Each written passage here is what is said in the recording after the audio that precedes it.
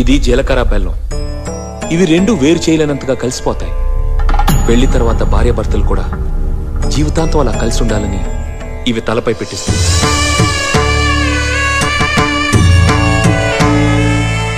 ఇది మంగళసూత్రం. మంగళం అంటే పవిత్రత, సూత్రం అంటే తాడు.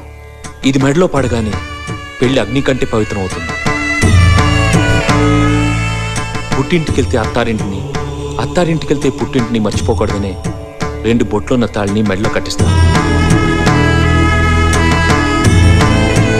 తలంబ్రాలంటే తలపై నుండి రాలిపడేవి. ఆ ఇంట్లో సిరి సంపదలు కూడా అలా వచ్చి పడాలనే తలంబ్రాలు పోయిస్తారు. 7 అడుగుల్లో ప్రతి అడుగుకి ఒక అర్థం ఉంది. ఒకరి వెంట ఒకరు 7 అడుగులు నడిచి 6వ ప్రాణంగా 5వ తనాన్ని మూటగట్టుకొని 4 దిక్కుల సాక్షిగా 3 ముళ్ల బంధంతో 2 జీవితాలు ఒకటయ్యేదే పెళ్ళంటే.